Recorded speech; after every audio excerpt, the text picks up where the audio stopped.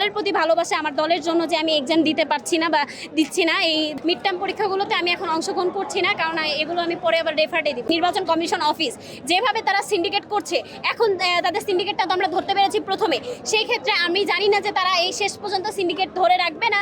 তারা আমাদের যে এই যে কষ্ট, জানের কষ্ট, আমরা এখন পর্যন্ত পানি খাইনি, আমার এক্সাম চলতেছে, আবার এরকম কত মানুষের এক্সাম চলতেছে, কত মানুষ কষ্টে আছে, কত মানুষ রাস্তায় পড়েছে, কত রিক্সা, এই যে আমরা ছাত্র দলে যারা তারা যেভাবে এখানে এসে রাস্তার মধ্যে গরম রোদের মধ্যে পড়ে আছি, তাই কষ্ট দিচ্ছে।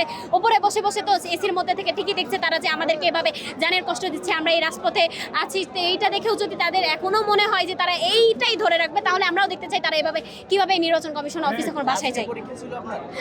পরীক্ষা আমার কালকে ছিল, কিন্তু আজকে যে পরীক্ষা ছিল আমার মিড টার্ম পরীক্ষাগুলোতে আমি এখন অংশগ্রহণ করছি না, কারণ এগুলো আমি পরে আবার রেফারে দিব।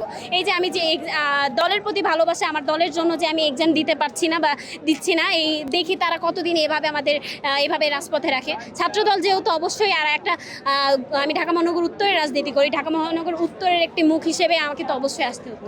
মানে আসলে এখন আমরা যে পরীক্ষাটা, আমি ঢাকা পলিটেকনিক ইনস্টিটিউটের যে রেফারটা, পরবর্তীতে আমাদের রেফারটা এক্সামগুলো আবার দিতে হবে পরবর্তী সেমিস্টারে, যে রেফার্ট খাই রেফার্টে নতুন করে আবার আমাদের ভর্তি হওয়া লাগে, সেটাও হই, কিন্তু তবুও আমরা এখানে আমাদের জয় সুনিশ্চিত করেই বাসায় ফিরবো।